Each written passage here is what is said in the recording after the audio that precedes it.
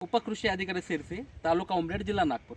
आपण आज आलेलो आहेत उमरेड तालुक्यातील मुरादपूर या गावी श्री भैयाजी सयाम यांनी पट्टा पद्धतीने सोयाबीन पिकाची लागवड केलेली आहे. आणि सर्वात महत्त्वाचं म्हणजे ह्या सोयाबीन पिकामध्ये त्यांनी एकात्मिक कीड नियंत्रणाअंतर्गत चिकट सापळ्याचा वापर केलेला आहे. हे बघा, हे चिकट सापळे एकरी 20 पर्यंत आपण हे वापरू शकतो. याच्यामध्ये हे पिवळ्या कलरचे जे चिकट सापळे आहेत, हे पिवळ्या कलरचे चिकट सापळे हे पांढऱ्या माशी या किडीकरता कार्यक्षम आहेत. तसेच निळ्या कलरचे चिकट सापळे फुलकिड्यांकरता उपयोगी पडतात.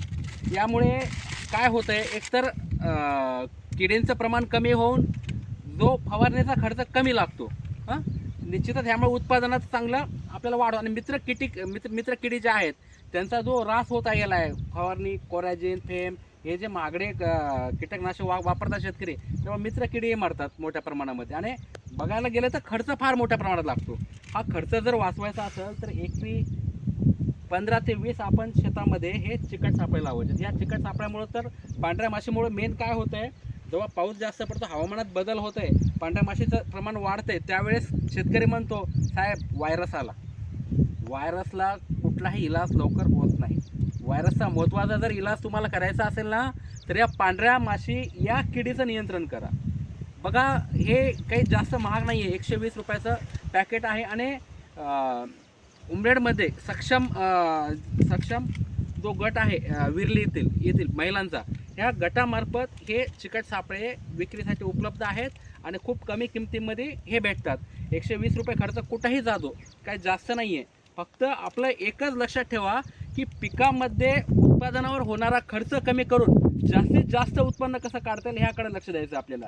फवारणीवरचा खर्च जर कमी करायचा असेल तर चिकट सापळेच वापरणं गरजेचं आहे. थोडक्यात आपल्याला हे भैयाजी साहेब सांगतील की खरंच ह्याचा काय फायदा आहे. आणि सोयाबीन सांगा भैयाजी. हे चिकट सापळे आपल्याला शेतामध्ये लावलेले आहे. याच्यामुळे आपल्याला फवारणीचा खर्च वाचतो. अरे कोणत्या किडीमुळे नियंत्रण होत आहे? फुलकिडी, तुडतुडे, माशी, किडीचं करणारी किडी, याच्यापासून आपल्याला फायदा होतो. सर्व शेतकऱ्यांना सांगू इच्छितो, हे चिकट सापळे लावल्यामुळे फुलकिडी, मावा, तुडतुडे याच्यापासून फवारणीचं बचत होतं. चिकट सापळे लावायचे. सर्वांनी चिकट सापळे लावावे. थांबा.